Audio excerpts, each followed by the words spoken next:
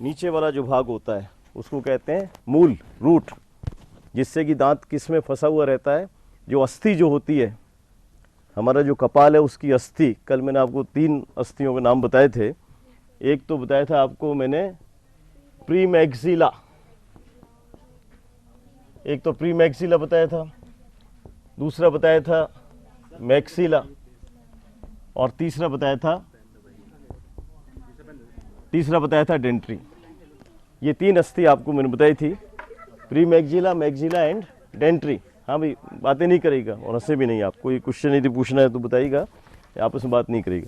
प्रीमैक्सिला, maxilla and Dentry, ये 3 जो आपको अस्थि बताई थी। किसकी अस्थि होती है? कपाल की अस्थि होती है। 22 जो बोन्स होती हैं कपाल में।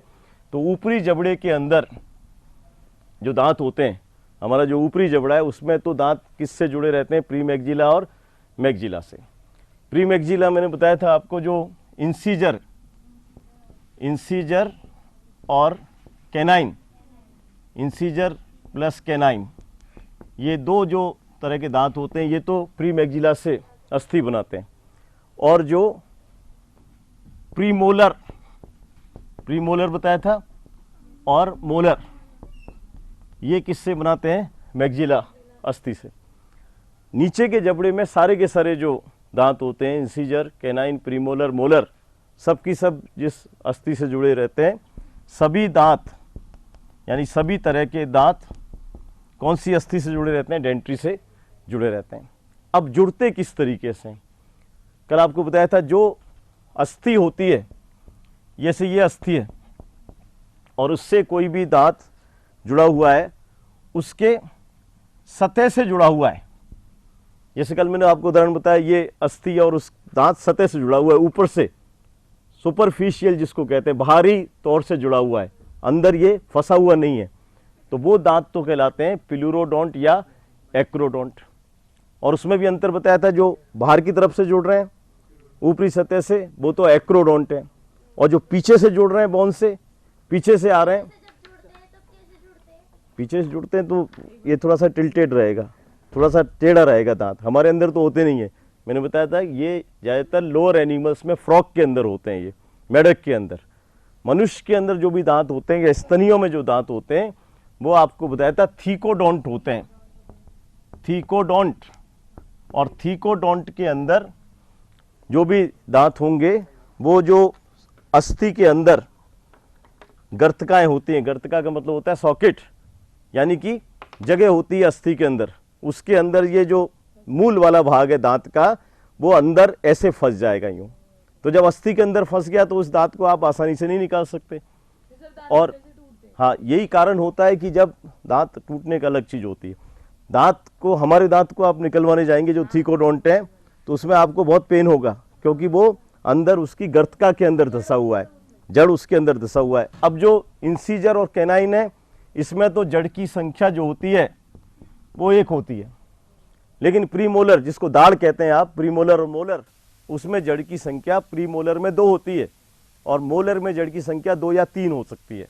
तो जितनी ज़्यादा जड़ होंगी उतना ही ज़्यादा अच्छी तरीके से उसमें जुड़ाव होगा और उतनी ही परेशानी से उसको बाहर निकालने में दिक्कत होगी। यानी इंसीजर और कैनाइन डेंटिस्ट आसानी से निकाल लेगा, और प्रीमोलर और मोलर को निकालवाने जाएंगे, इसको दाढ़ कहते हैं, तो उसमें हमको ज़्यादा परेशानी होती है।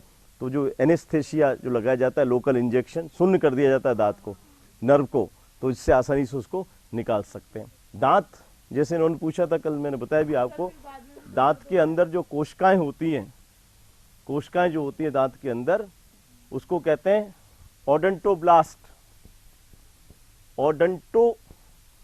ओडोंटोब्लास्ट। ये ओडोंटोब्लास्ट कोशिकाएं जो होती हैं दांत की, इनमें वृद्धि होती रहती है, क्योंकि उनको पोषण मिलता है रुधिर के द्वारा, ऑक्सीजन मिलती है, तो इनमें ओडोंटोब्लास्ट में वृद्धि होती रहती है, विभाजन होता रहता है, जिससे कि दांत का साइज बढ़ता रहता है। लेकिन जब दांत पूरा बन जाएगा, तो कल भी आपको बताया था कि नीचे जो छिद्र होता है उस कैविटी में, जिसको मज्जा गुहा कहते हैं, वो बंद हो जाता है, सकरा हो जाता है। तो वो सकरा हो जाएगा, बंद हो जाएगा, तो दांत की वृद्धि रुक जाएगी, ओडोंटोब्लास्ट जो कोशिकाएं वो निष्क्रिय हो जाएंगी, और उसके बाद दांत कभी भी गिर सकता है। ये होता है दांत का। और सबसे ज़्यादा एक चीज़ बताई थी इम्पोर्टेंट, दांत का सबसे कठोर भाग जो होता है, जो बाहर से आपको दिख रहा है ना, ये चमकदार सफेद, जिसको हम कहते हैं इनेमल।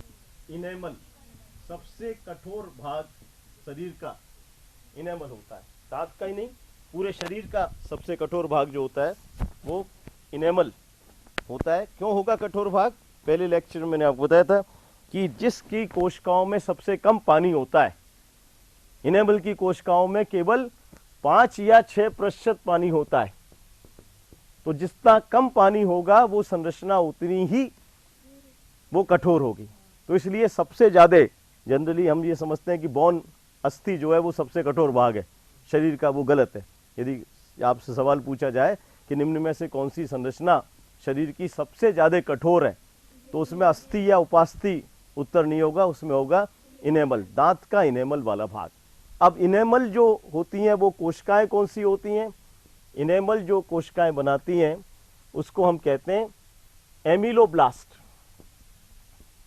एमिलोब्लास्ट ये कोशिकाएं इनेमल का निर्माण करती हैं।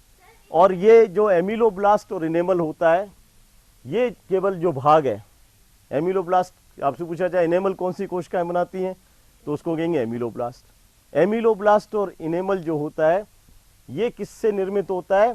एक्टोडर्म से। आपको 3 लेयर बनाई ना, बाह्य जनन स्तर, एक्टोडर्म, ये पता होना चाहिए कौन सा भाग दांत का एक्टोडर्म से बनता है, तो उसका उत्तर होगा इनेमल। बाकी का जो शेष दांत होता है वो किससे बनता है? मीजोडर्म से बनता है।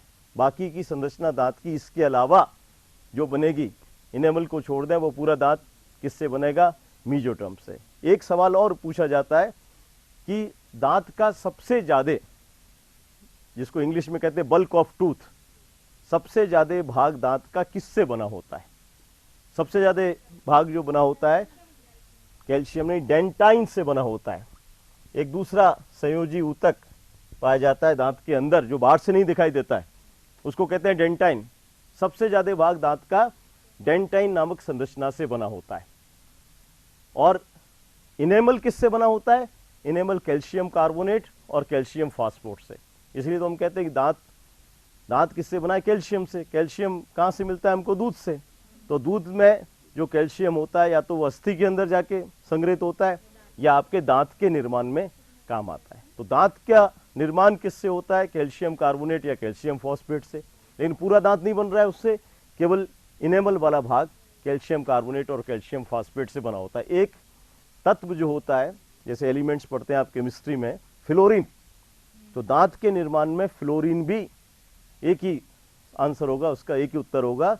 कौन सा हम जो जल के द्वारा जो लेते हैं एलिमेंट, तत्व जो लेते हैं, कौन सा तत्व ऐसा है जो दांत के निर्माण में सहायक होता है, तो उसका उत्तर होगा फ्लोरीन। लेकिन ज़्यादा फ्लोरीन लिया जाए, जैसे कई बार पानी के अंदर ज़्यादा फ्लोरीन होता है, तो उससे जो बीमारी होती है उसको कहते हैं फ्लोरेसिस, यानी दांत के अंदर आपके दांत के ऊपर भूरे रंग के आपको धब्बे नजर आएंगे।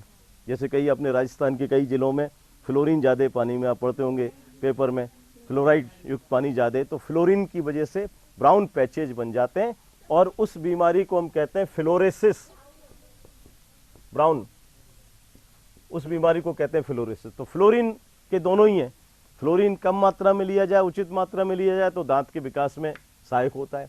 ज़्यादा फ्लोरीन पानी के अंदर होगा तो उससे फ्लोरोसिस नामक बीमारी हो जाएगी, दांत में धब्बे बन जाएंगे। ज़्यादा और फ्लोरेसिस हो तो बोन टेढ़ी हो जाती है, बोन की आकृति टेढ़ी हो जाती है, तो हाथ पैर कई लोगों के आप देखें वो टेढ़े हो जाते हैं, वो ज़्यादा फ्लोराइड कंटेंट की वजह से होता है पानी में।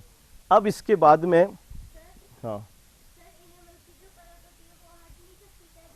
इनेमल की परत हट सकती है। आप ज़्यादा कोई एसिडिक वाली चीज़ें खाते हैं, अम्लीय, ज़्यादा खट्टी चीज़ें खाते हैं, तो इनेमल की परत उससे धीरे धीरे कम हो जाती है।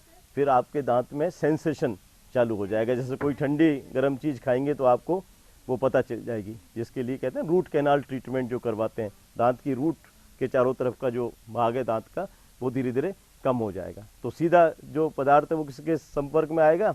आपके जहाँ नर्व, जो तंत्रिकाएँ दांत से जुड़ी हुई हैं, तो उसको आपको उसका संवेदन आपको महसूस हो जाएगा।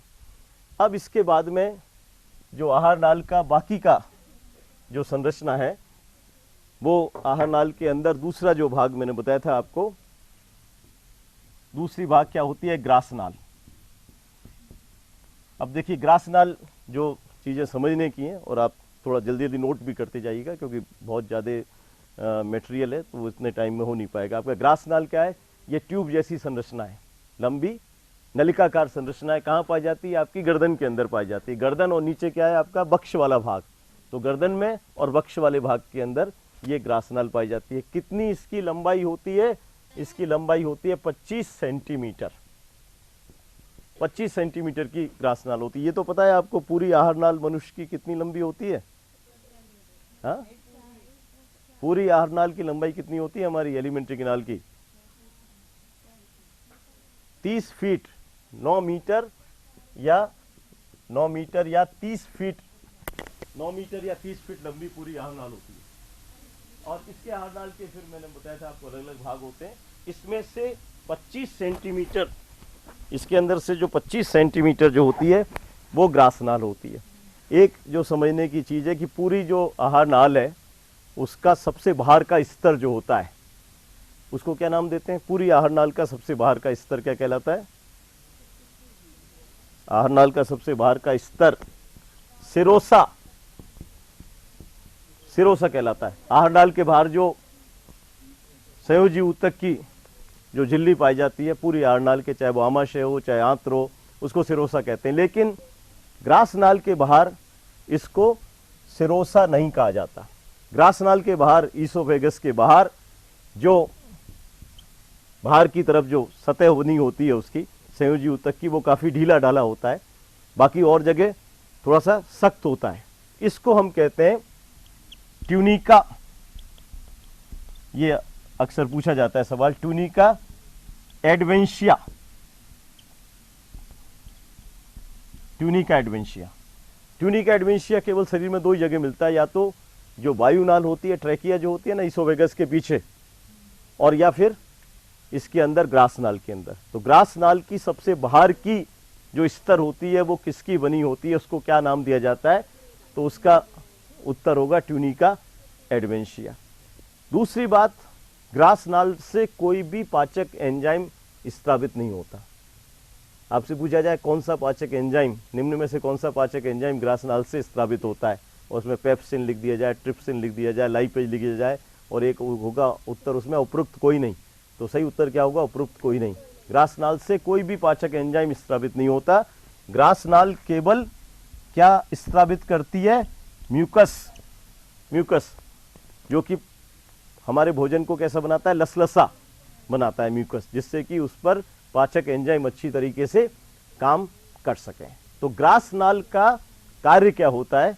ग्रास नाल का कार्य केवल ये होता है भोजन को नीचे की तरफ धकेलना, भोजन को नीचे की तरफ धकेलना। आहार नाल के अंदर भोजन जब तक नीचे नहीं जाएगा, आमाशय में नहीं जाएगा, आंत्र में नहीं जाएगा, ना तो उसका पाचन होगा ना उसका अपशोषण होगा। तो इस जो विधि होती है जिससे नीचे की तरफ भोजन को धकेला जाता है उसको हम कहते हैं कृमाकुंचन, पेरिस्टेल्सिस। इंग्लिश में जाएंगे तो पेरिस्टेल्सिस, कृमाकुंचन। कृमाकुंचन की विधि के द्वारा भोजन नीचे की तरफ ये हमारी आहार नाल में गति करता है, जो कि जिससे कि भोजन आमाशय में जाके थोड़े टाइम के लिए इकट्ठा हो जाता है और वहीं से पाचन क्रिया सही मायने में प्रारंभ होती है। ज़्यादातर जो भोजन का जो भाग होता है वो आमाशय से पचना प्रारंभ हो जाता है। तो कृमाकुंचन कहाँ से प्रारंभ होता है? उसका उदाहरण होगा ग्रास नाल। और कृमाकुंचन किसकी वजह से होता है? इसमें पेशियाँ होती हैं ग्रास नाल के अंदर, और मैंने जैसे बताया आपको 3 तरह की पेशियाँ होती हैं आपके शरीर में। एक तो होती है रेखित, रेखित पेशी तो बताई थी जो अस्थि से और उपास्थि से जुड़ी होती है। अरेखित पेशी जो बॉडी के अंदर के अंग बनाती है, जैसे आपका यकृत बन रहा है वो किससे बन रहा है? अरेखित पेशी से। और एक हृदय पेशी होती है, वो केवल हृदय का निर्माण करती हैं। लेकिन ग्रास नाल जो है संरचना, उसके अंदर दूसरा जो एक महत्वपूर्ण जो सवाल पूछा जा सकता है कि ग्रास नाल में कौन सी पेशियां पाई जाती हैं। तो ग्रास नाल, जैसे ये ग्रास नाल है, तो इसके मैं 3 भागों में डिवाइड कर दूं इसको, एक तो अग्र और एक मध्य और एक पश्च भाग। अग्र भाग के अंदर तो इसमें रेखित पेशी पाई जाती है। कल क्या बताया था मैंने आपको कि आपकी जिह्वा के अंदर, टंग के अंदर भी रेखित पेशी होती है। रेखित पेशी होनी कहाँ चाहिए? जहाँ पर कोई अस्थि हो। लेकिन एक भाग शरीर का आपका ऐसा है टंग जिसमें कि रेखित पेशी पाई जाती है, कोई अस्थि नहीं है। ऐसे ही ग्रास नाल के अंदर भी अग्र भाग में रेखित पेशी होती है। और मध्य भाग के अंदर रेखित भी होगी और अरेखित पेशी भी पाई जाती है। रेखित और अरेखित यानी कि ये इंग्लिश में हो गई आपकी स्ट्राइएटेड, धारियां होती हैं, और ये होती है अनस्ट्राइएटेड जिसमें धारियां नहीं पाई जाती हैं। तो रेखित और अरेखित पेशी कौन सी संरचना में है? तो उसका उत्तर होगा सही ग्रासनाल। कौन से भाग में? उसके मध्य भाग में। अब इसके बाद में पश्च भाग जो होता है उसके अंदर केवल अरेखित पेशी पाई जाती है। तो ये समझने की चीज है आपको कि ग्रासनाल में कौन सी पेशियां पाई जाती हैं। तो उदाहरण होगा, उसका उत्तर होगा रेखित और अरेखित दोनों। अब पूछ लिया जाए कौन से भाग में रेखित अरेखित दोनों होती हैं? तो मध्य भाग में। कौन से भाग में रेखित पेशी होती हैं? तो अग्रभाग में। कौन से भाग में अरेखित पेशी होती हैं? तो पश्च भाग के अंदर। अब ये जो ग्रासनाल है वो जिस संरचना में खुलता है उसको हम कहते हैं स्टोमक यानी आमाशय, जठर भाग उसको कहा जाता है। तो अब देखिए जठर भाग में ये किस तरीके से खुलता है। जैसे ये ग्रासनाल है, सबसे बड़ी ग्रासनाल किस में होती है? जिराफ के अंदर। जिस जंतु की नेक सबसे बड़ी होगी, जिराफ की नेक सबसे बड़ी होती है, तो जिराफ के अंदर ट्रैकिया जो वायुनाल है वो भी सबसे बड़ा होता है और ग्रासनाल भी सबसे बड़ी होती है, क्योंकि गर्दन के अंदर ईसोफेगस और ट्रैकिया जो है इसके अलावा और संरचना नहीं पाई जा सकती। अब ये जो ग्रासनाल है ये आपके किस में आएगा? बक्ष वाले भाग में आएगा। ये क्या है? मेरा बक्ष वाला भाग। और ये क्या है? उदर। दो भाग होते हैं, थोरेक्स और एब्डोमेन। थोरेक्स तो हो गया बक्ष, ऊपर वाला भाग छोटा होता है। उदर जिसमें कि ज्यादातर अंग होते हैं शरीर के, वो एब्डोमेन कहलाता है। और पता होना चाहिए आपको थोरेक्स और एब्डोमेन यानी बक्ष और उदर के बीच में अंदर एक पार्टीशन भी होता है जो हमें बाहर से पता नहीं चलता है उसको हम कहते हैं डायफ्राम, मसल्स का बना होता है। तो डायफ्राम को ये भेद करके ये ग्रासनाल जो है ये चली जाएगी आपकी एब्डोमेन के अंदर और वहां जाकर के ये एक संरचना बना लेगी जिसको कहते हैं हम जठर भाग या आमाशय जिसको कहा जाता है। तो ये जो जठर भाग और आमाशय होता है यहां पर पहले भोजन का संग्रह होता है कुछ घंटों के लिए और उसके बाद में इसमें पाचन की क्रिया प्रारंभ होती है। तो ये जो ग्रासनाल है, ग्रासनाल ये किसके अंदर खुल गई? जठर या जिसको आमाशय हम कहते हैं। अब ये जो जठर या आमाशय जो होता है, कोई दूसरे कलर का भी है क्या पेन? रेड या ग्रीन? नहीं इसमें।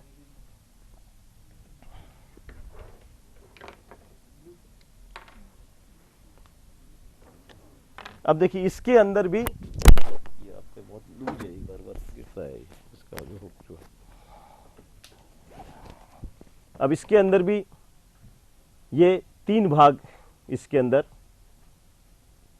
पाए जाते हैं। अंदर से कोई डिवीजन तो नहीं होता है, पार्टीशन नहीं होता है, लेकिन तीन भाग होते हैं।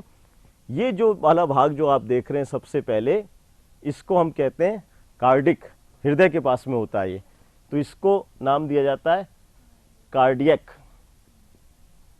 और ये जो वाला भाग है जो सबसे महत्वपूर्ण होता है इसको फंडिक, इसको फंडिक भाग कहा जाता है। और ये जो भाग होता है इसको हम कहते हैं पाइलोरिक। यानी आमाशय के तीन भाग हो गए, सबसे पहला भाग कार्डिक, दूसरा फंडिक और तीसरा पाइलोरिक। सबसे महत्वपूर्ण भाग जो होता है वो फंडिक होता है, क्योंकि इसको ही हम वास्तविक आमाशय कह सकते हैं। क्यों कह सकते हैं? क्योंकि इससे ही पाचक रस का स्त्रावन होता है। जो डाइजेस्टिव एंजाइम्स जो सीक्रेट होते हैं, आपसे पूछा जाए कौन से भाग से सीक्रेट होते हैं? फंडिक वाले भाग से। अब ये जो कार्डिक वाले भाग में जो ग्रासनाल खुल रहा है, यहां पर एक कपाट होता है, वाल्व, जैसे आपके हृदय के अंदर ही वाल्व होते हैं। यानी भोजन को नीचे की तरफ तो जाने देता है ये, और सामान्यतः ऊपर की तरफ नहीं आने देता है, नीचे की डायरेक्शन में खुलता है। और इसको नाम भी हम क्या देंगे? कार्डिक, कार्डिक वाल्व यानी कि कार्डिक कपाट।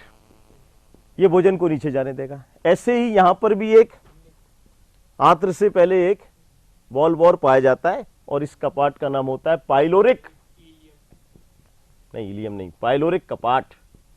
वो आगे होता है इलियम, यहाँ नहीं होता है अभी, पाइलोरिक वाल्व। और इसके बाद में क्या प्रारंभ हो जाती है? आंत्र प्रारंभ हो जाती है। दोनों तरफ जो जठर वाला भाग है उसमें कपाट पाए जाते हैं जो भोजन को नीचे, अब जैसे वॉमिटिंग होती है, किसी को उल्टी आती है, तो जो मैंने बताया ना कृमाकुंचन की गति वो तो ऊपर से नीचे होती है, लेकिन उल्टी के समय वो नीचे से ऊपर होने लग जाती है।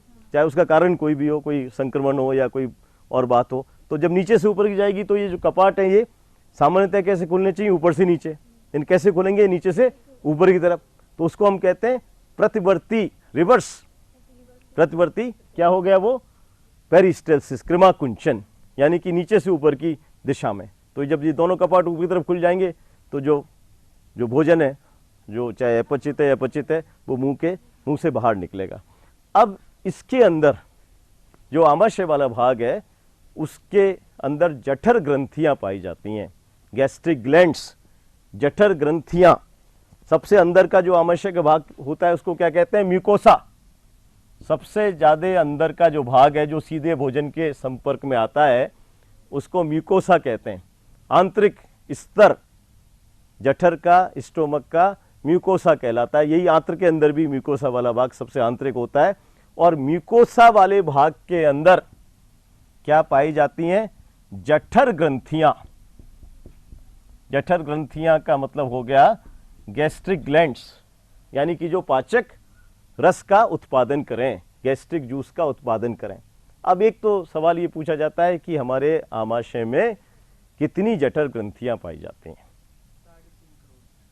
3.5 करोड़। वेरी गुड, 3.5 करोड़ यानी 35 लाख।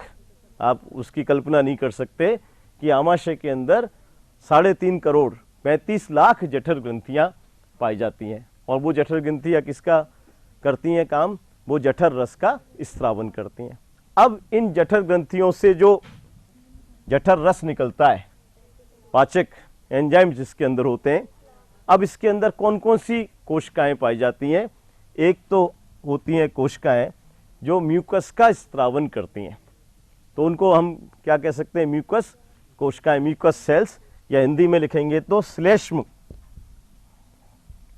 श्लेष्मिक कोशिकाएं। कौन कौन सी कोशिकाएं पाई जाती हैं जठर ग्रंथियों में। एक तो श्लेष्मिक कोशिकाएं पाई जाती हैं जो कि किसका, म्यूकस का, श्लेष्म का स्त्रावन करती हैं, इससे भोजन लसलसा बनता है।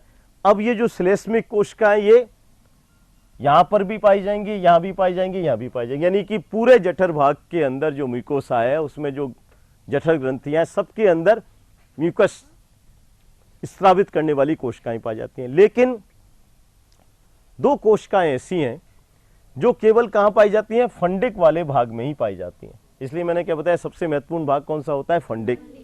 एक तो होती है पेराइटल कोशिकाएं।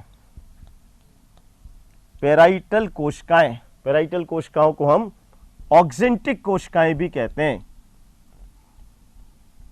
ऑक्जेंटिक या पेराइटल कोशिकाएं ये क्या करती हैं, ये HCl का स्त्रावन करती हैं। विटामिन नहीं, जो HCl होता है भोजन को जो अम्लीय बनाता है। क्या माध्यम होता है आमाशय में भोजन के पाचन का, अम्लीय माध्यम होता है। अम्लीय माध्यम किसकी वजह से होता है, हाइड्रोक्लोरिक अम्ल के स्त्रावन की वजह से होता है, नमक का तेजाब जिसको कहते हैं। और वो कौन सी कोशिकाएं स्त्रावित करती हैं, पेराइटल सेल या ऑक्जेंटिक कोशिकाएं स्त्रावित करती है। कहां पर होती हैं ये फंडिक वाले रीजन में होती हैं। इसके साथ साथ एक कोशिकाएं और होती हैं जिसको हम कहते हैं मुख्य, चीफ या जाइमोजन, चीफ सेल्स, मुख्य कोशिकाएं यानी संख्या में ज्यादा होती हैं, या जाइमोजन कोशिकाएं, या एक नाम और इसका पेप्टिक कोशिकाएं। पेप्टिक कोशिकाएं, मुख्य कोशिकाएं, जाइमोजन कोशिकाएं या पेप्टिक कोशिकाएं, 3 नाम है इसके। ये कोशिकाएं क्या करती हैं, ये पाचक एंजाइम्स,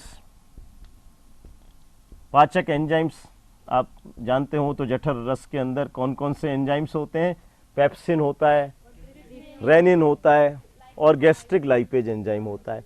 तो ये कौन सी कोशिकाएं करती हैं, जाइमोजन कोशिकाएं या पेप्टिक कोशिकाएं करती हैं। तो ये 3 तरह की कोशिकाएं पाई जाती हैं जठर ग्रंथियों में और सब मिलकर के जठर रस का स्त्रावन करती हैं।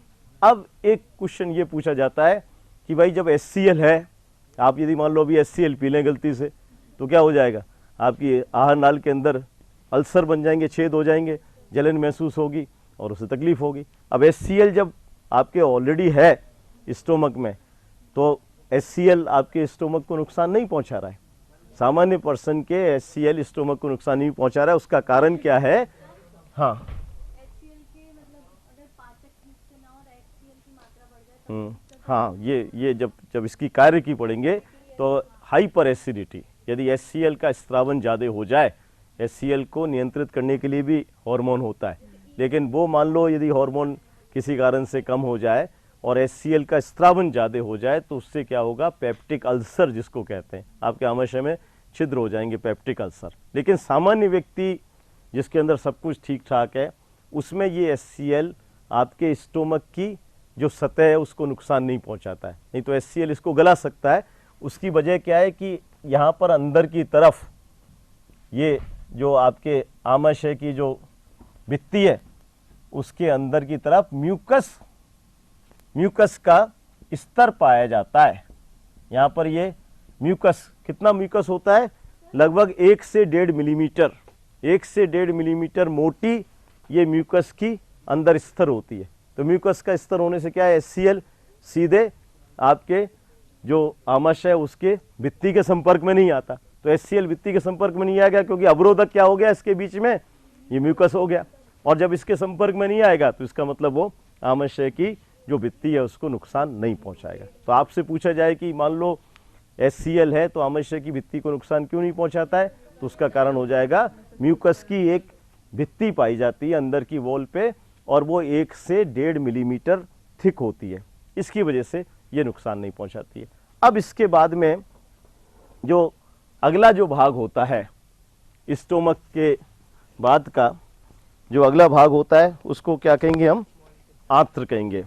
और आंत्र जो होती है उसका कार्य जो होता है आंत्र का, वो क्या होता है, भोजन का पाचन और भोजन का अवशोषण। आंत्र का जो काम होगा, सबसे बड़ा भाग आहार नाल का वो होता है आंत्र। इसका काम होता है पाचन एवं अवशोषण, भोजन का पचित भोजन को अवशोषित करके रुधिर में डालना, और अधिकांशतः भोजन का पाचन कहाँ होता है, आंत्र के अंदर होता है। आंत्र सबसे लंबी रचना होती है आहार नाल की, और कैसी होती है ये, कुंडलित, क्योंकि बहुत बड़ी रचना है कई मीटर्स में, तो शरीर के अंदर ये कॉइल्ड कुंडलित अवस्था में होती है। और जैसे आपको शुरू में बताया था, 2 तरह के एनिमल होते हैं, शाकाहारी और मांसाहारी। शाकाहारी जंतुओं की आहार नाल लंबी होती है बजाय कि मांसाहारी के। क्या कारण होता है उसका, सेल्यूलोज। शाकाहारी का मुख्य भोजन क्या होता है, प्लांट्स होते हैं, और प्लांट्स की जो वॉल होती है वो किसकी बनी होती है, भित्ति, कोशिकाओं की, सेल्यूलोज की। सेल्यूलोज के पाचन के लिए ज़्यादा सतह की आवश्यकता होती है, तो इसलिए शाकाहारी जंतुओं की आहार नाल लंबी होती है बजाय कि मांसाहारी जंतुओं के। अब जो आंत्र जो होती है, इसके मैंने बताया थे 2 भाग होते हैं। एक तो हो गया लघु आंत्र यानी कि स्मॉल इंटेस्टाइन, और दूसरा हो गया बृहत आंत्र। लघु आंत्र और छोटी आंत और बड़ी आंत जिसको कहते हैं, small intestine and large intestine. तो नाम से तो ये पता चलता है कि स्मॉल इंटेस्टाइन छोटी है और ये बड़ी होती है, लेकिन उल्टा है। स्मॉल इंटेस्टाइन कहने में स्मॉल इंटेस्टाइन आती है, लघु आंत्र आती है, लेकिन ये लंबाई में बड़ी होती है, लेकिन इसका जो डायमीटर होता है, व्यास जो होता है वो छोटा होता है, वो केवल 2.5 सेंटीमीटर होता है।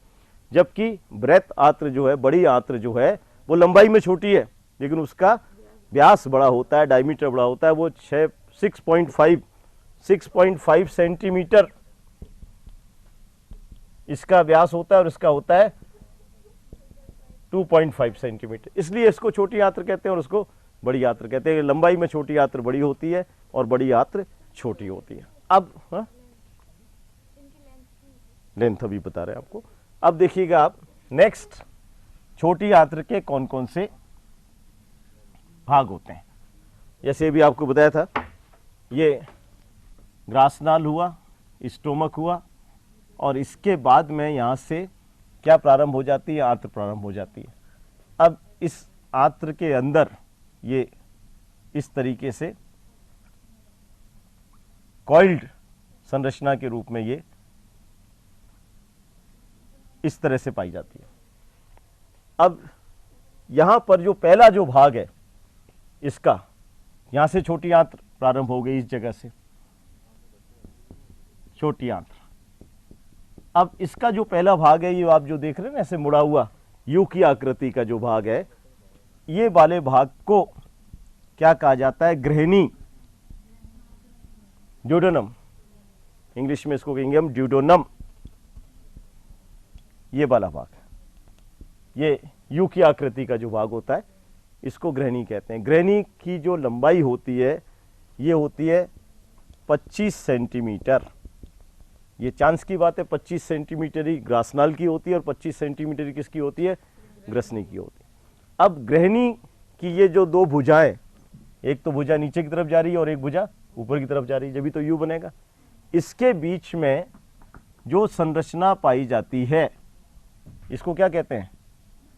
ग्रहणी की दोनों भुजाओं के बीच में अग्नाशय, अग्नाशय आप पढ़ेंगे। अग्नाशय जो होता है वो हार्मोन का भी स्रावन करता है और पाचक एंजाइम का भी, इसलिए इसको मिश्रित ग्रंथि का नाम देते हैं। यानी दोनों ये काम करता है, ये बाह्यस्रावी भी है और अंतःस्रावी भी है, इसलिए इसको मिश्रित ग्रंथि कहते हैं। तो ये यहाँ पर ये ग्रहणी के बीच में खुलती है। इसी के साथ साथ इसके अंदर जो यकृत आप पढ़ेंगे, उसमें पित्ताशय होता है, गॉल ब्लेडर। यकृत के दाएं वाले भाग में पित्त रस जो संग्रहित करके रखता है, वो भी यहाँ पर ये नलिका खुलती है।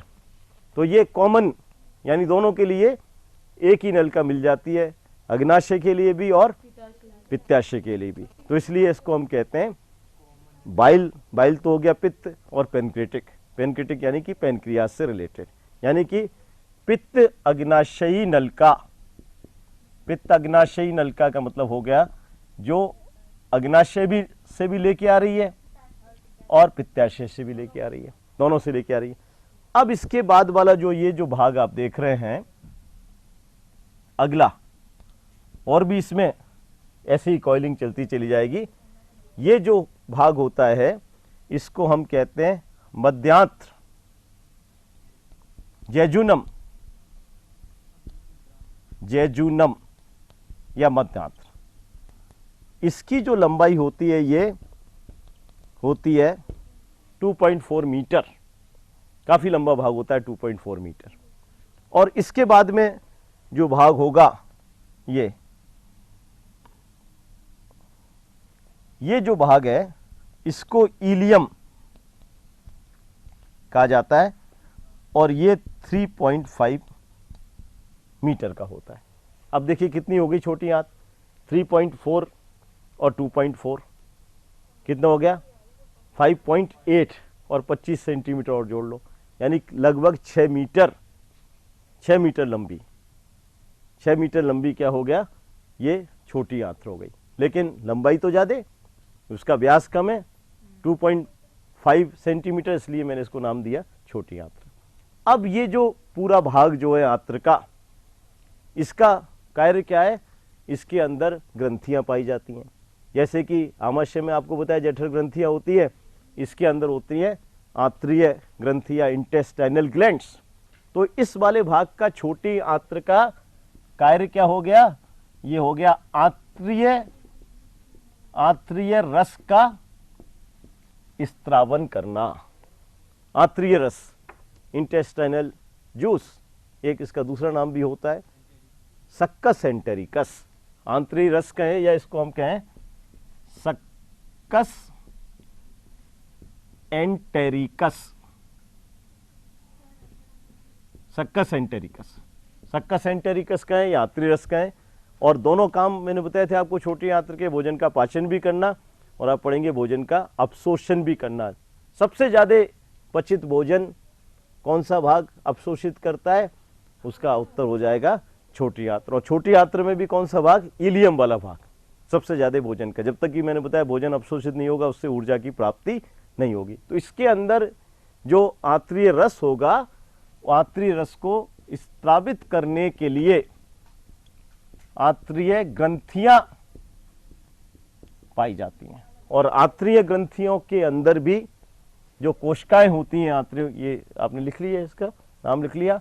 आंत्रीय ग्रंथियों के अंदर आप पढ़ेंगे, इसके अंदर जो कोशिकाएं होती हैं आहार नाल के अंदर, एक तो कोशिकाएं होती हैं लंबी इस तरह की, और जो लंबी कोशिकाएं होती हैं उनको हम कहते हैं स्तंभाकार, जानते हैं आप, कॉल्यूमिनार।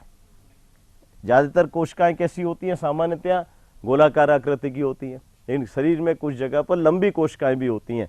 जैसे आपकी तंत्रिका कोशिकाएं लंबी है, आपकी पेशीय कोशिकाएं लंबी है, ऐसे ही आहार नाल में आंत्र वाली भाग पर सबसे अंदर के स्तर में जो कोशिकाएं होती हैं वो स्तंभाकार कोशिकाएं होती हैं। और स्तंभाकार का मतलब उनकी लंबाई ज़्यादा हो गई, जैसे कॉलम है तो होता है, इसलिए इसका नाम कॉल्यूमिनार है इंग्लिश में। और इसका जो स्वतंत्र सिरा होता है भोजन की तरफ, वहाँ पर ऐसे ये उंगली नुमा प्रवर्ध पाए जाते हैं इस तरीके के, और इनको हम क्या कहते हैं, सूक्ष्मांकुर। सूक्ष्मांकुर यानी कि माइक्रोविलाई, माइक्रो यानी कि छोटे, और विलाई का मतलब अंकुर, उभार, सूक्ष्मांकुर, माइक्रोविलाई या ब्रश बॉर्डर भी इसको कहा जाता है। ये किस लिए होते हैं? ये जो स्वतंत्र जो भाग होता है स्तंभाकार कोशिकाओं की, जहाँ पर भोजन होता है, जैसे मान लो ये खोखली संरचना है, आहार नाल आपकी इस तरह से होती है, बीच वाला भाग खोखला है जहाँ भोजन होता है, उसको गुहा कहते हैं। तो गुहा की तरफ जो स्वतंत्र सिरा होता है कोशिकाओं का, उसमें ऐसे उंगली नुमा प्रवर्ध पाए जाते हैं, इनको माइक्रोविलाई कहते हैं। माइक्रोविलाई उसका सतह का जो एरिया है, सतह जो है आहार नाल की, उसको बढ़ा देते हैं। कैसे बढ़ा देते हैं? जैसे मान लो ये, इसको आप ये माने कि ये यदि नहीं होता, ये वाला भाग नहीं होता, तो ये कोशिका ऐसी होती है यहाँ पर। तो इसको मैं मान लो यहाँ से यहाँ तक यदि मैं इसको नापूं, तो मान लो ये हो सकता है कितना है, मान लो 2 मिलीमीटर है। लेकिन मैं इसको पूरा यदि मेजर करूं, ये पूरा इस तरीके से, जैसे आपका ये उंगली है, तो यहाँ से एक तो ऐसे मेजर करें इसको यूं, और एक इसको यूं मेजर करें, तो लंबाई बढ़ गई ना कई गुना इसकी। तो ये सतह का एरिया बढ़ा देता है, यानी भोजन यहाँ भी संपर्क में आ सकता है, यहाँ भी आ सकता है, ये यहीं पर नहीं आ रहा है, उसके टिप पर ही नहीं आ रहा है, उसके पार्श्व सतह पर भी आ सकता है। तो ज़्यादा भोजन का अवशोषण हो सकता है। अब आपसे ये पूछा जाए कि आहार नाल में ये जो वार निकले रहते हैं आंत्र के अंदर, इससे आंत्र का जो सतह है वो कितने गुना बढ़ जाता है, और पेपर में ऐसे 4 आपके उत्तर होंगे, 2 गुना बढ़ जाता है, 10 गुना बढ़ जाता है, 20 गुना बढ़ जाता है, कितने गुना सतह का एरिया जो है, क्षेत्रफल है, वो बढ़ जाता है। किसकी वजह से? इन सूक्ष्मांकुर की उपस्थिति की वजह से। तो क्या उत्तर होना चाहिए इसका? 600 गुना, 600 गुना सतह का ये जो एरिया है वो बढ़ जाता है। एक तो क्या होता है, आहार नाल के अंदर ऐसे मुड़ाव होते हैं, फोल्ड, फोल्ड की वजह से तो जो एरिया बढ़ता है वो 2 गुना बढ़ता है। अब फोल्ड के बाद में उसमें फिर फोल्ड बन जाते हैं, उसको विल्लाई कहते हैं। विल्लाई की वजह से सरफेस एरिया उसका बढ़ता है, वो बढ़ता है 10 गुना। जो आहार नाल मैंने बताई ना फोल्डेड होती है, फोल्ड की वजह से तो उसका सतह का एरिया बढ़ता है, वो 2 गुना बढ़ता है। फिर उसके अंदर विल्लाई पाए जाते हैं, फिर फर्दर फोल्ड हो जाते हैं, तो 10 गुना बढ़ता है। फिर ये क्या आ गए, माइक्रोविल्लाई आ गए। तो माइक्रोविल्लाई की वजह से उसका कितना बढ़ गया, 30 गुना बढ़ गया।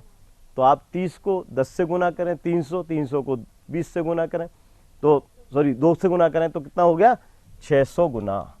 तो 600 गुना सतह का एरिया बढ़ जाता है, इसलिए माइक्रोविल्लाई होना जरूरी है। अब जो आहार नाल के अंदर जो आंत्र वाला भाग है, इसमें जो आंत्रीय रस जो दिया जाता है, उसके अंदर कौन कौन सी कोशिकाएं जिम्मेदार होती हैं। आंत्रीय ग्रंथियों के अंदर जो पाचक रस जो स्त्रावित करती हैं, उसमें एक तो वही होंगी श्लेष्म, ये तो पूरी आहार नाल के अंदर है, श्लेष्मिक कोशिकाएं। श्लेष्मिक कोशिका तो मैंने बताया था किसका सीक्रेशन कर रही हैं, श्लेष्म का, म्यूकस, म्यूकस का स्त्रावन कर रही हैं। वो तो आपके आमाशय के अंदर भी है, आंत्र के अंदर भी है, और आपके ग्रहणी के अंदर भी है। दूसरा, श्लेष्मिक कोशिकाओं के अलावा यहाँ पर एक होती हैं, यदि आपने नाम सुना हो तो लीवरकून। लीवरकून तो वैज्ञानिक का नाम है, लीवरकून की दरारें, क्रिप्ट ऑफ लीवरकून, क्रिप्ट ऑफ लीवरकून। जैसे कि इसको आप हटा दें, और यदि आहार नाल का देखें डायग्राम, तो आहार नाल के अंदर जैसे ऐसे देखा है आपने कभी किताब के अंदर, ये फिंगर लाइक प्रोजेक्शंस होते हैं, इनको तो हम कहते हैं विलाई। विलाई जो बताया रसांकुर, रसांकुर विलाई यानी फोल्डिंग, और इसके ऊपर मैंने बताया माइक्रो विलाई होती है। नीचे की तरफ वाला जो सिरा होता है वो ऐसे मटके नुमा होता है ये, और इस मटके नुमा सिरा को हम कहते हैं, ये फिर विलाई आ जाएगा, इसको हम कहते हैं क्रिप्ट। क्रिप्ट लिवर क्यून की दरारें, crypt of Lieberkühn, crypt को हिंदी में कहते हैं दरारें। तो यहां पर ये जो क्रिप्ट वाला जो भाग है, क्रिप्ट, इसके अंदर जो कोशिकाएं होती हैं, ये जो कोशिकाएं ये पाचक एंजाइम्स का स्रावन करती हैं आंत्रीय रस के अंदर। देखिएगा जैसे इसका यदि हम चित्र देखें, इसका सेक्शन काट करके, ये मान लो आंत्र, इसका मैं सेक्शन काट लूँ गोलाकार, और उसके बाद उसको स्लाइड बना करके मैं सूक्ष्मदर्शी के अंदर देखूं, तो सबसे अंदर का जो भाग होता है आंत्र का, उसमें ऐसे ये फोल्डिंग्स पाई जाती हैं। उन फोल्डिंग्स को तो क्या कहते हैं, विलाई। और मैंने बताया जैसे इस विलाई के अंदर एक ये कोशिका है, मान लो स्तंभाकार, जिसका भी चित्र बनाया था अलग से, ये कोशिका यदि हम देखेंगे तो एक ऐसी होगी, इस तरीके होगी अभी जो बनाया था, और इसके जो ये उभार निकले होते हैं उनको मैंने क्या नाम दिया था, सूक्ष्मांकुर। इसकी वजह से सतह बढ़ गई। जो नीचे वाला जो भाग होता है आधार, उसके ऊपर ऐसे मटके नुमा संरचनाएं होती हैं, इनको हम कहते हैं क्रिप्ट। ये लीवर क्यून वैज्ञानिक ने देखी थी, इसलिए लीवर क्यून की दरारें, क्रिप्ट को हिंदी में कहते हैं दरारें। अब इसमें जो कोशिकाएं होती हैं वो ज़्यादातर कोशिकाएं पाचक एंजाइम्स जो आंत्रीय रस के अंदर पाए जाते हैं, आप पढ़ेंगे आगे कौन कौन से एंजाइम होते हैं। ट्रिप्सिन होता है, कीमोट्रिप्सिन होता है, पेप्सिनोजन तो जठर रस में होता है, ट्रिप्सिन, कीमोट्रिप्सिन, एमाइलेज होता है, लाइपेज होगा, टाइलिन लार के अंदर होता है, इसमें नहीं होता। तो ये एंजाइम्स का स्रावन कौन से करती हैं, क्रिप्ट की कोशिकाओं के द्वारा होता है। अब इसके बाद में जो भाग होता है आहार नाल का, ये जो भाग है आप देखिएगा, इलियम, अब मैं इसको यहां से मिटा रहा हूं, इलियम, मान लो इसको मैं यहीं पर ख़त्म कर दूं, इलियम को आपको समझाने के लिए, ये इलियम ख़त्म हो गया, तो ये आगे ऐसे ये भाग इलियम का जो अंतिम सिरा होता है, छोटी आंत्र का अंतिम सिरा होता है, वो एक फूली हुई संरचना के अंदर ख़त्म हो जाता है। इस फूली हुई संरचना को हम कहते हैं, नहीं सीकम नहीं होगा, यहां पर इसको हम कहते हैं सेकुलोरोटंडस।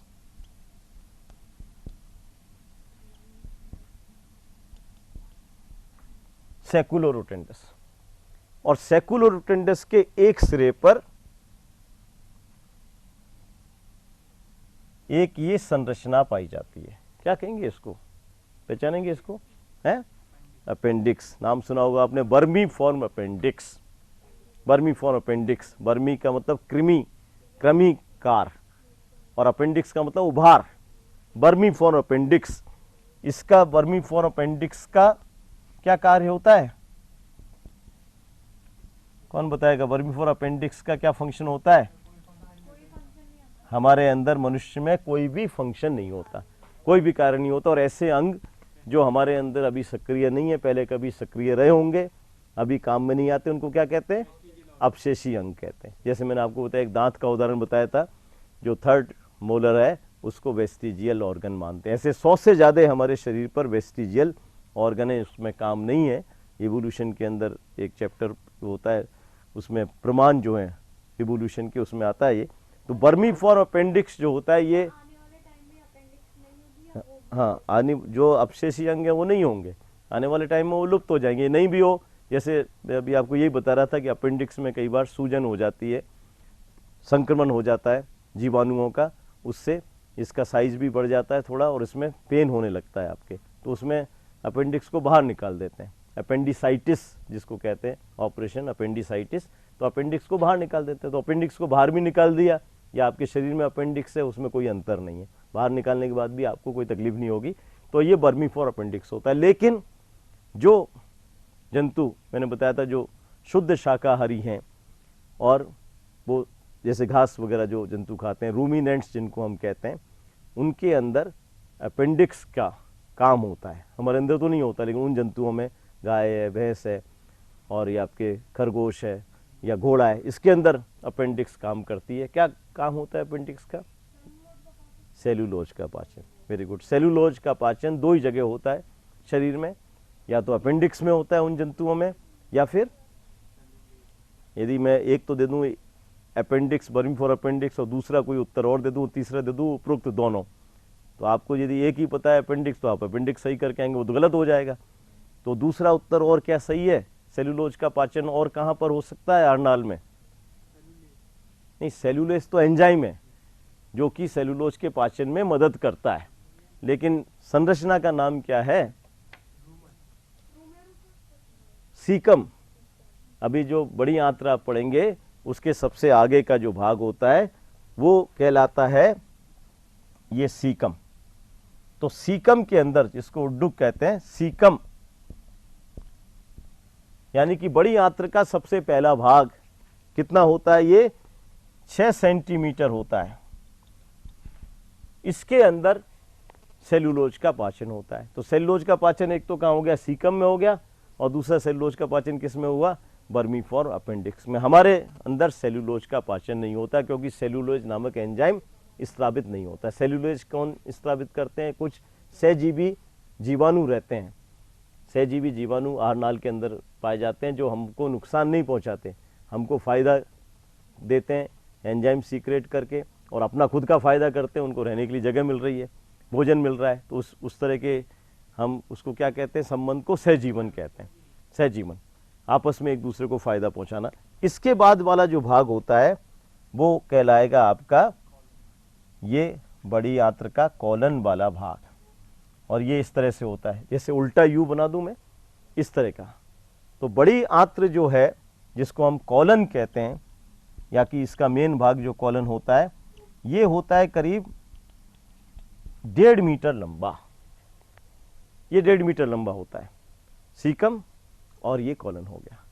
अब इसके बाद में जो आहार नाल होती है उसमें अपशिष्ट भोजन वो संग्रहित रहता है, और उस वाले भाग को हम कहते हैं मलाशय रेक्टम। ये मनुष्य के अंदर होता है लगभग 20 या 22 सेंटीमीटर, और फिर मलाशय एक छोटी कैनाल बना लेता है जिसको कहते हैं गुदा कैनाल, गुदा नलिका 3-4 सेंटीमीटर, और ये गुदा के द्वारा बाहर खुल जाता है। तो ये आहारनाल के अंदर जो रचनाएं पाई जाती हैं ये 20 सेंटीमीटर, 120 नहीं 20 सेंटीमीटर, 20 या 22 सेंटीमीटर, ये 1.5 मीटर हो गया। और सीकम शुरू का 6 सेंटीमीटर, बर्मी फॉर अपेंडिक्स जो होता है ये लगभग 12 से 15 सेंटीमीटर होता है।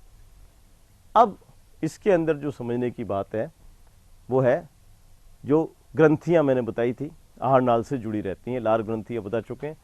दूसरी संरचना जो होती है, जो ग्रंथियों के अंदर आपको बताया था, यकृत, लीवर, पहले भी आपको बताया सबसे बड़ी ग्रंथि शरीर में यकृत होती है।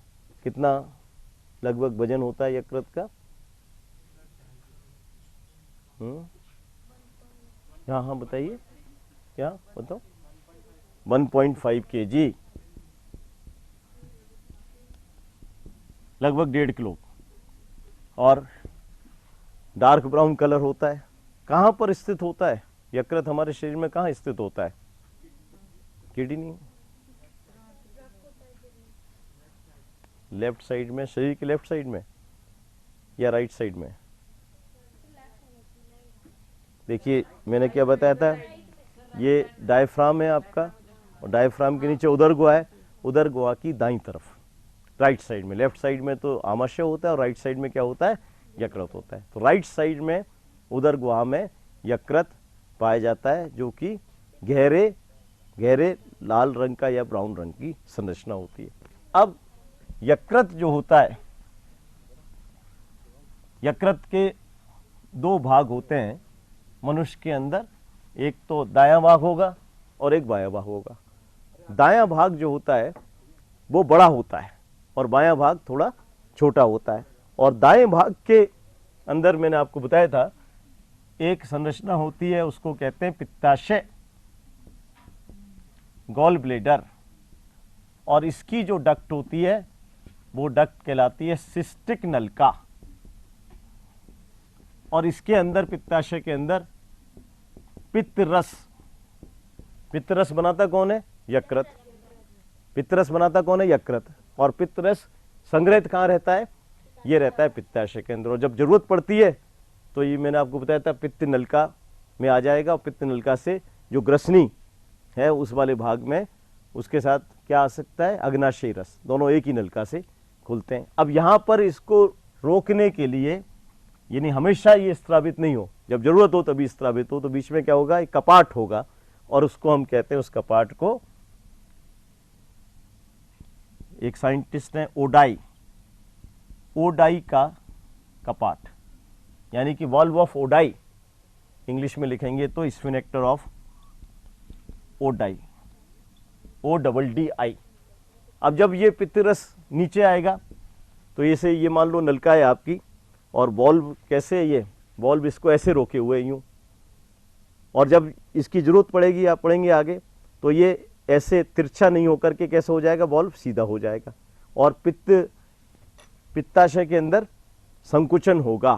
तो संकुचन का मतलब उसमें दबाव बढ़ेगा, और दबाव बढ़ने से ये पित्ताशय जो थैली है ये निकल करके, और इससे पित्त रस किसमें आ जाएगा? ग्रहणी के अंदर, जो कि भोजन के पाचन के अंदर कैसे मदद करता है? पित्त रस का मेन कार्य का क्या होता है? पित्त रस में कौन सा एंजाइम होता है ये बताइएगा, किसी को पता हो तो। बाइल जूस जिसको कहते हैं पित्त रस को, इसमें पाचन के लिए कौन सा एंजाइम होता है? यदि आपसे पूछा जाए पित्त रस में भोजन के पाचन के लिए कौन सा एंजाइम होता है, या पित्त रस का क्या काम होता है? हाँ बोलो। जो आमाशय से जो भोजन आएगा उसका माध्यम क्या है? वेरी गुड, बैठ जाओ। अम्लीय माध्यम। तो उसको जब तक क्षारीय में माध्यम में परिवर्तित नहीं करेंगे तो आंत्र के अंदर पाचन नहीं होगा, क्योंकि आंत्र के अंदर जो एंजाइम्स होते हैं वो क्षारीय माध्यम, क्षारीय तो समझते हैं, pH 7 से ज़्यादा हो, और आमाशय में pH होती है 1 से 1.5, यानी बहुत ज़्यादा अम्लीय होता है। तो 1 से 1.5 को कहाँ ले जाना है आपको? 7.5 के करीब या 8 के करीब लेके जाना है। तो उसके लिए पित्त रस बहुत जरूरी है, भोजन के अम्लीय माध्यम को क्षारीय में परिवर्तित करता है, अम्लीय माध्यम को क्षारीय में परिवर्तित करता है, ये सबसे महत्वपूर्ण कार्य होता है। इसके अलावा एक कार्य और होता है पित्त रस का, दूसरा महत्वपूर्ण काम क्या होता है पित्त रस का? एक तो ये बताया इन्होंने कि भोजन की अम्लता को खत्म करके उसको क्षारीय बनाता है, जिससे कि आंत्र के अंदर भोजन का पाचन हो सके। दूसरा और क्या काम हो सकता है? हाँ, एंजाइम। कौन सा एंजाइम कोई बताएंगे? कौन सा एंजाइम पाया जाता है पित्त रस में? पेप्सिनोजन तो आमाशय में होता है, जठर रस में एमाइलेज, और पित्त रस में कोई भी एंजाइम नहीं होता। समझ में आया ना? तो अनुपस्थित होगा। ऐसे क्वेश्चन बहुत आते हैं, आप तो सब सोचे सबका आंसर पॉजिटिव ही होगा। पित्त रस में कोई भी पाचक एंजाइम नहीं होता है, पाचन से कोई संबंध नहीं होता पित्त रस का। पित्त रस केवल अम्लीय माध्यम को क्षारीय में परिवर्तित कर रहा है, और आपने सुना होगा वसा का बसीयकरण करना, जो हाँ जो वसा आप ले रहे हैं उसका बसीयकरण, इमल्सिफिकेशन करना, छोटे छोटे टुकड़ों में परिवर्तित करके उसको ऐसी संरचना में परिवर्तित कर देना जो आसानी से अवशोषित हो सके। वसा का बसीयकरण करना, इमल्सिफिकेशन जिसको कहते हैं, वो पित्त रस का दूसरा कार्य होता है। तो ये होता है। अब एक समूह ऐसा है, एक ग्रुप ऐसा है जो कई बार आप पीएमटी के पुराने पेपर देखें तो आया हुआ है कि उसके अंदर पित्ताशय नहीं पाया जाता है। किसमें? घोड़े और चूहे में पित्ताशय नहीं पाया जाता। लेकिन मैंने क्या पूछा था, ये तो एनिमल का नाम है जो समूह के अंदर आते हैं। अब ये मैं मान लो पेपर में नहीं दूं आपको, ना चूहा दूं ना घोड़ा दूं, तो उस समूह का नाम क्या होगा? ये कौन से समूह में आते हैं जंतु? उस समूह के किसी भी जंतु में पित्ताशय नहीं होता। ये अपवाद हैं कुछ जंतु। पेरिसोडेक्टाइला, पेरिसोडेक्टाइला एक समूह है स्तनियों का, उसके अंदर जो जंतु आते हैं, जैसे इन्होंने बताया था चूहा आता है, खरगोश आता है, उसके अंदर पित्ताशय नहीं पाया जाता है। हाँ बेटे, ऐसा है, मेमेलिया को 3 उपवर्ग में विभाजित किया गया, प्रोटोथीरिया, मेटाथीरिया, यूथीरिया। अब यूथीरिया के अंदर फिर ऑर्डर्स होते हैं, गण। यूथीरिया तो सब क्लास है, यूथीरिया के अंदर फिर ऑर्डर्स होते हैं, उनके अंदर आप पढ़ेंगे ये ऑर्डर्स के नाम होते हैं समूहों के, पेरिसोडेक्टाइला। अब इसके अलावा एक और जो जनरली पूछा जाता है पीएमटी की परीक्षाओं में कि पित्ताशय कौन सी बीमारी से संबंधित होता है, पित्ताशय से संबंधित कौन सी बीमारी होती है? नहीं, पीलिया नहीं होती है, पथरी, गॉल स्टोन्स जिसको कहते हैं, पित्ताशय के अंदर पथरी, पित्ताशय की पथरी जिसको कहते हैं अपन गॉल स्टोन। समझ आते, गॉल तो हो गया पित्ताशय और स्टोन का मतलब कोई ऐसी पथरी, पथरी का मतलब हो गया स्टोन, गॉल स्टोन्स, पित्ताशय की पथरी जिसको कहते हैं। या तो पथरी होती है, या तो पथरी होती है किसके अंदर, किडनी के अंदर, किडनी स्टोन्स, या होते हैं गॉल स्टोन्स, दो ही जगह होते हैं। तो ये क्या होते हैं, स्टोन्स क्या होते हैं, पथरी क्या होती है? हाँ, पेट में नहीं होती कोई, पित्ताशय या किडनी के अंदर, और कहीं नहीं होती। हाँ, वो तो अनकंट्रोल्ड सेल डिवीजन नहीं होता, वो तो कैंसर होता है अनकंट्रोल्ड सेल डिवीजन। तो पथरी से क्या मतलब है, इसमें स्टोन कहाँ से आ जाते हैं? आप जो खाना खाते हैं उसमें तो स्टोन खाते नहीं है, तो हमारी बॉडी में, शरीर में कहाँ से आ गए ये पथरी, कहाँ से आ जाती है शरीर में? कैल्शियम ऑक्जिलेट के तंतु बनाते हैं, वृक्क की पथरी बनाते हैं। कैल्शियम ऑक्जिलेट के तंतु वृक्क की पथरी बनाते हैं। ये पित्ताशय की पथरी किससे बनती है? पित्तरस का संगठन यदि आप जानते हैं तो उसमें कोलेस्ट्रॉल होता है। पित्तरस में क्या क्या चीज़ें होती हैं? एक तो पित्त लवण होते हैं, सोडियम ग्लाइकोलेट, पोटेशियम टोरोकोलेट, नाम सुना हो तो। एक पित्त वर्णक होते हैं, बिलीवर्डिन, बिलीरुबिन। एक कोलेस्ट्रॉल होता है। तो कोलेस्ट्रॉल एक डेफिनेट मात्रा के अंदर ही होना चाहिए।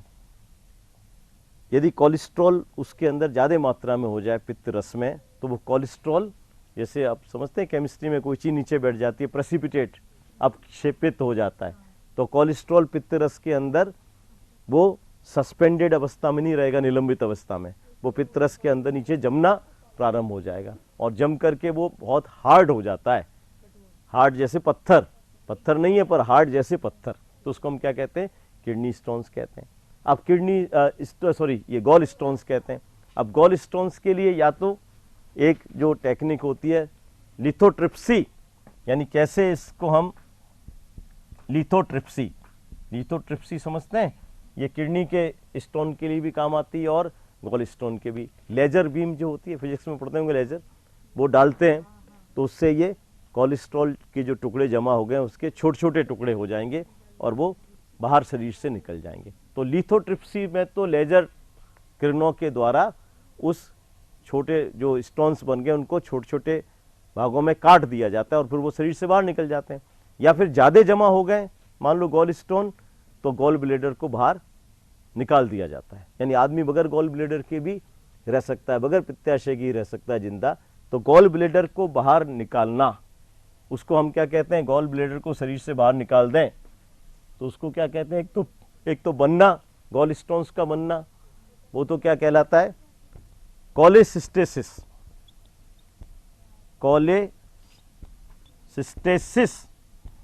कोलेसिस्टेसिस तो क्या है? ये पथरी का बनना, ये तो कहलाता है मेडिकल साइंस में कोलेस्टेसिस। और गॉल ब्लेडर को बाहर निकाल दें, गॉल ब्लेडर को शरीर से बाहर निकाल दें, उस ऑपरेशन को क्या कहेंगे? कोलेस्टेक्टोमी।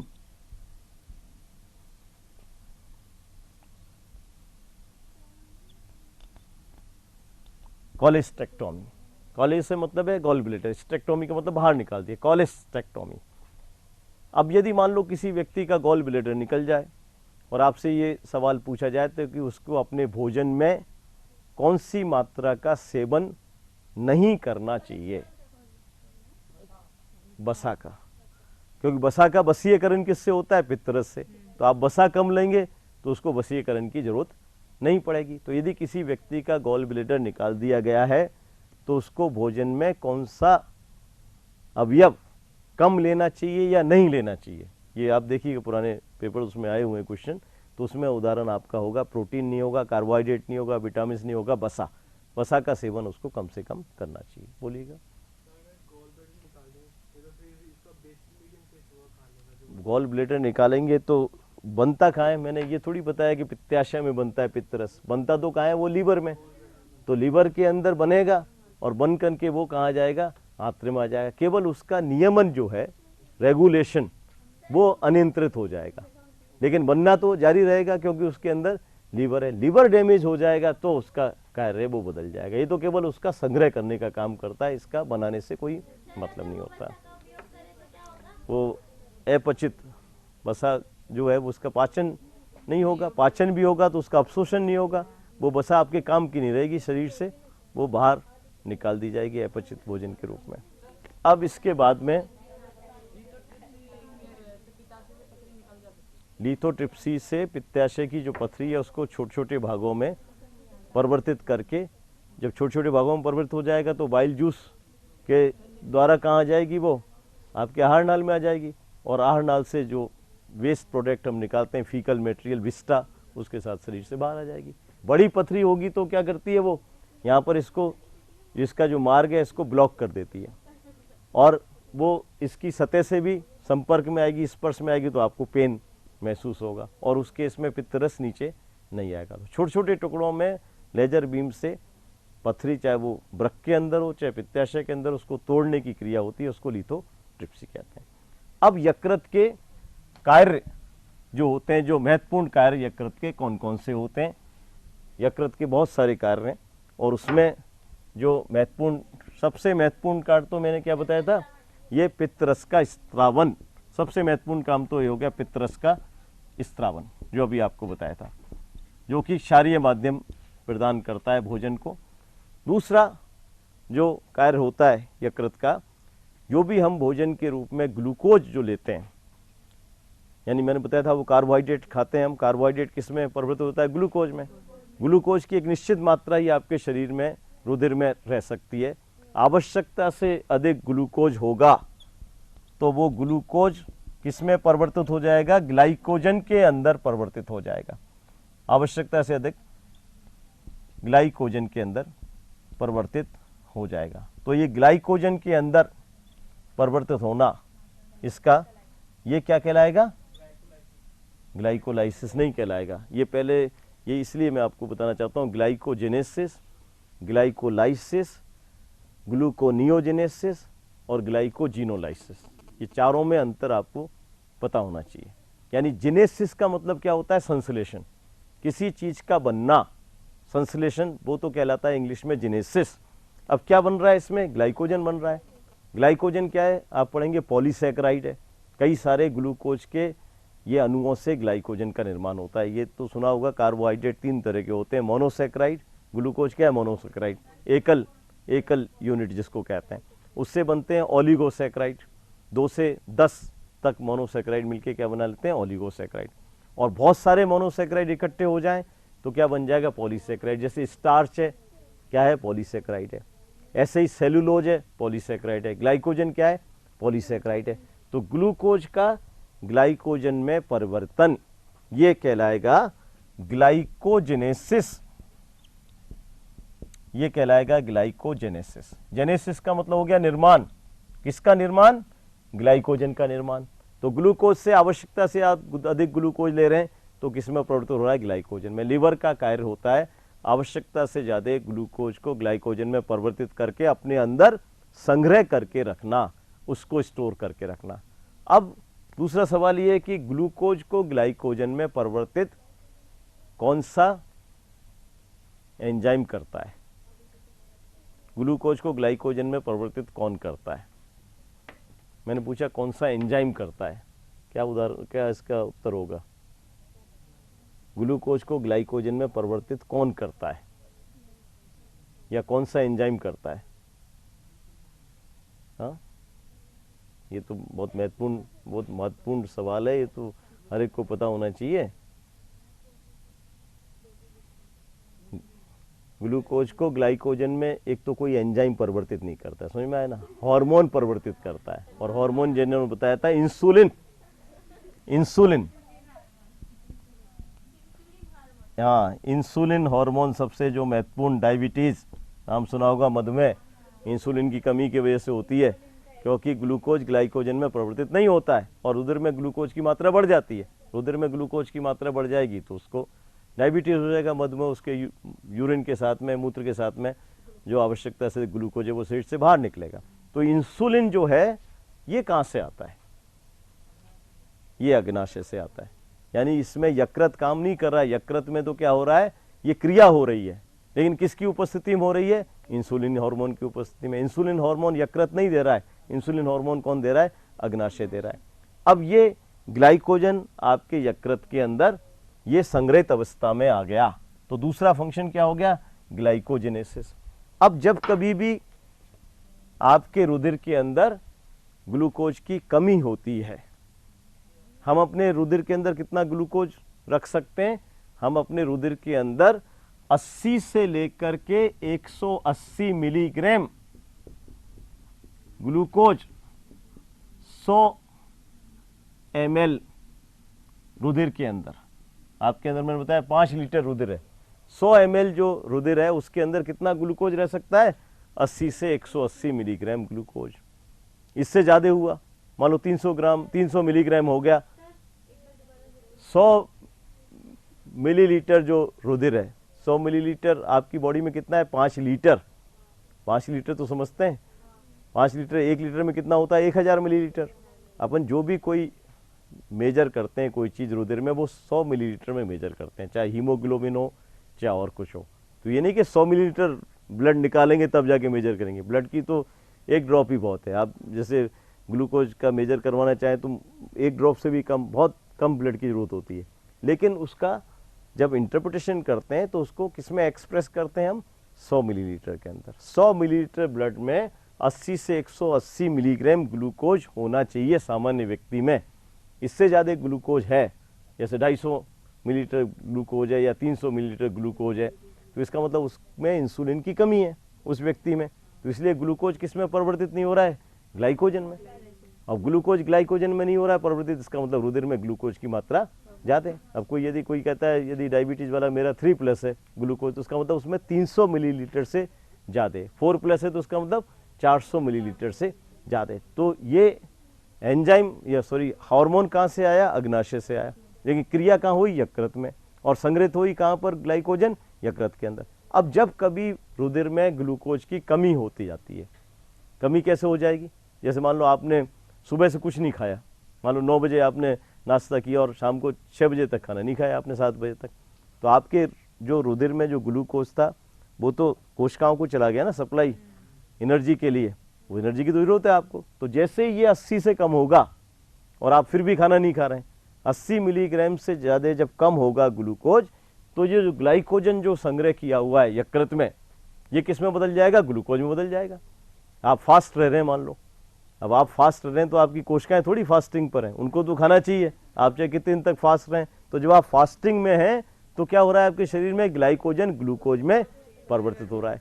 तो किसी चीज़ का टूटना, ग्लाइकोजन का टूटना, जैसे आप कहते हैं हाइड्रोलाइसिस, वाटर का टूटना, लाइसिस का मतलब तोड़ना। अब यहाँ कौन टूट रहा है? ग्लाइकोजन। तो ग्लाइकोजिनोलाइसिस हो जाएगा। और किस में टूटेगा? जिससे बना है उससे टूटेगा। तो ग्लाइकोजन किससे बना था? ग्लूकोज से। तो यकृत के अंदर तीसरी जो क्रिया होती है वो होती है ग्लाइकोजिनोलाइसिस। वो तो क्या था? ग्लाइकोजेनेसिस। जेनेसिस का मतलब क्या बताया मैंने आपको? संश्लेषण करना। किसका संश्लेषण करना? ग्लाइकोजन का। किससे? ग्लूकोज से। अब जब रुधिर में ग्लूकोज की मात्रा कम होती है तो ये ग्लाइकोजन स्वतः ही किस में परिवर्तित हो जाता है? ग्लाइकोजन किस में परिवर्तित हो जाएगा? ग्लूकोज में परिवर्तित हो जाएगा। और ग्लाइकोजन का ग्लूकोज में परिवर्तित होना, ये क्या कहलाएगा? ग्लाइकोजिनोलाइसिस। अब इसके लिए किसकी जरूरत पड़ती है? इसके लिए किसकी जरूरत है? उसके लिए तो इंसुलिन की जरूरत पड़ी, ग्लूकोज से ग्लाइकोजन में बदलना, ग्लाइकोजन से ग्लूकोज में बदलना, इसकी विपरीत क्रिया हो गई है। इसके ये किसकी उपस्थिति में होता है? हाँ भी बताइए, आपने किसी ने बताया था ना इंसुलिन, ये किसकी उपस्थिति में होता है? Glucagon hormone. एक दूसरा हार्मोन नाम सुना हो आपने, glucagon. Glucagon hormone. Glucagon hormone कहां से आता है? ये कहां से आता है? लीवर कोई हार्मोन नहीं देता, ये भी अग्नाशय से ही आता है। यानी इंसुलिन और ग्लूकागॉन दोनों हार्मोन का निर्माण कहाँ होता है? अग्नाशय के अंदर। और ये दोनों हार्मोन क्या है? एक दूसरे के विपरीत हैं। तो कई बार ऐसे भी सवाल पूछ रहता है, निम्न में से विपरीत हार्मोन कौन से हैं? तो एक तो इंसुलिन के साथ में इंसुलिन लिख दिया और उधर इंसुलिन के साथ में ऑक्सीटोसिन लिख दिया, तो गलत हो गया वो। और इंसुलिन के साथ में, जिसमें इंसुलिन के साथ ग्लूकागॉन लिखा जाएगा, वो हार्मोन क्या हो गया? विपरीत हो गए। तो विपरीत हार्मोन का उदाहरण कौन सा है? जिसको इंग्लिश में कहते हैं एंटागोनिस्टिक, एक दूसरे के अपोजिट। तो इंसुलिन और ग्लूकागॉन दोनों एक दूसरे के विपरीत कार्य करते हैं। एक तो ग्लूकोज को ग्लाइकोजन में बदल रहा है, एक ग्लाइकोजन को ग्लूकोज में बदल रहा है। तो एक तो पता होना चाहिए ग्लाइकोजेनेसिस क्या होता है, अक्सर स्टूडेंट गलती करते हैं। दूसरा ग्लाइकोजिनोलाइसिस, ग्लाइकोजिनोलाइसिस ये लिखा हुआ है, ग्लाइकोजिनोलाइसिस। कैसे समझेंगे? लाइसिस का मतलब तोड़ना, किसको तोड़ रहे हैं? ग्लाइकोजन को तोड़ रहे हैं, ग्लाइकोजिनोलाइसिस। ये इसके विपरीत हो गया। एक क्रिया और होती है लिवर में, वो कहलाती है ग्लूकोनियोजेनेसिस। देखिए सब पढ़ने में एक जैसे लग रहा है, ग्लूकोनियोजेनेसिस। तो जेनेसिस का मतलब तो वही हो गया, संश्लेषण। किसका? ग्लूकोनियोजेनेसिस। इसका क्या मतलब है ग्लूकोनियोजेनेसिस का? हाँ, ग्लूकोज का निर्माण, लेकिन कार्बोहाइड्रेट से नहीं, किसी अन्य पदार्थ से। यकृत के अंदर ग्लूकोज का निर्माण। ग्लूको तो क्या बता रहा है? ग्लूकोज। नियो का मतलब नया, नया ग्लूकोज। और संश्लेषण, नए ग्लूकोज का निर्माण। नए ग्लूकोज के निर्माण से क्या मतलब है? ग्लूकोज का निर्माण किसी अन्य पदार्थ से। अन्य पदार्थ का मतलब अमीनो अम्ल से, बसीय अम्ल से, ग्लिसरॉल से, यानी कार्बोहाइड्रेट नहीं, कार्बोहाइड्रेट के अलावा किसी अन्य पदार्थ से ग्लूकोज का निर्माण यकृत के अंदर। वो अन्य पदार्थ क्या हो सकते हैं? बसीय अम्ल हो सकते हैं, अमीनो अम्ल हो सकते हैं और ग्लिसरॉल हो सकते हैं। उसका निर्माण भी यकृत में होता है, उसको ग्लूकोनियोजेनेसिस कहते हैं। तो ये तीनों जो टर्मिनोलॉजी है, इसका मतलब पता होना चाहिए। ग्लाइकोजेनेसिस क्या होता है, ग्लाइकोजिनोलाइसिस क्या होता है, ग्लूकोनियोजेनेसिस। एक लिवर के अंदर और इंपॉर्टेंट क्रिया होती है, यूरिया का निर्माण। जो अपशिष्ट पदार्थ बनता है हमारे शरीर में, जिसको हम मूत्र के साथ बाहर निकालते हैं, यूरिया का निर्माण, ये कई बार पूछा जाता है कहाँ पर होता है, किस अंग में होता है? तो उसका उत्तर होगा ये लीवर के अंदर होता है। और ये पूरा साइकिल है, जब किडनी आपको पढ़ाएंगे, इसको हम कहते हैं ऑर्निथिन साइकिल, ऑर्निथिन चक्र। ऑर्निथिन चक्र के द्वारा यूरिया का निर्माण होता है। जो अमोनिया जो बनती है, अमोनिया विषैली होती है, उसको शरीर में रख नहीं सकते, तो उसको किस में परिवर्तित करते हैं? यकृत उसको यूरिया में परिवर्तित कर देता है। और यूरिया फिर हमारे वृक्क में आता है, किडनी में, और मूत्र के द्वारा बाहर निकाल दिया जाता है। तो यूरिया का निर्माण जो होता है वो ऑर्निथिन चक्र के द्वारा होता है। ये भी एक महत्वपूर्ण लीवर का फंक्शन होता है। इसके अलावा जितनी ब्लड प्रोटीन बनती हैं, ब्लड में आप पढ़ेंगे प्रोटीन्स, एल्बुमिन होती है, ग्लोबुलिन होती है, फाइब्रोनोजन होती है, हिपेरिन होती है। ये सारी प्रोटीन कौन बनाता है? लीवर बनाता है। तो लीवर के अंदर जितनी भी प्रोटीन्स पाई जाती हैं रुधिर के अंदर, वो सब लीवर के अंदर संश्लेषित होती हैं। जैसे हिपेरिन है, हमारे बॉडी के अंदर क्लॉटिंग नहीं होने देगा, रुधिर का थक्का नहीं जमने देगी हिपेरिन, जिसको एंटीकोगुलेंट कहते हैं। और फाइब्रोनोजन किस में मदद करती है? थक्का बनाने में मदद करती है।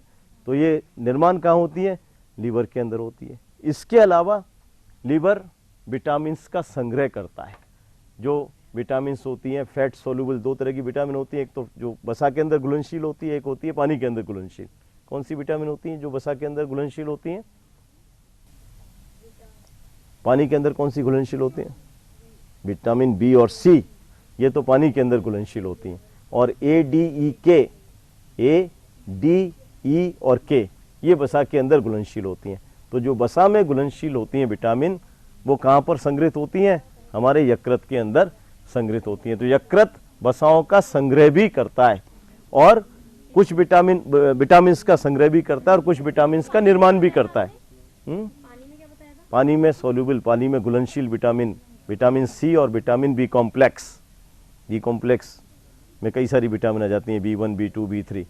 और जो A, D, E, K होती हैं वो वसा में घुलनशील होती हैं, ये यकृत के अंदर संग्रहित रहती हैं। इसके अलावा यकृत कुछ विटामिन का निर्माण भी करता है, जैसे विटामिन ए का निर्माण कहाँ पर होता है? वो यकृत के अंदर होता है। विटामिन एच तो बायोटिन का दूसरा नाम है, और बायोटिन क्या होता है? विटामिन B7, तो वो भी पानी के अंदर घुलनशील होगी।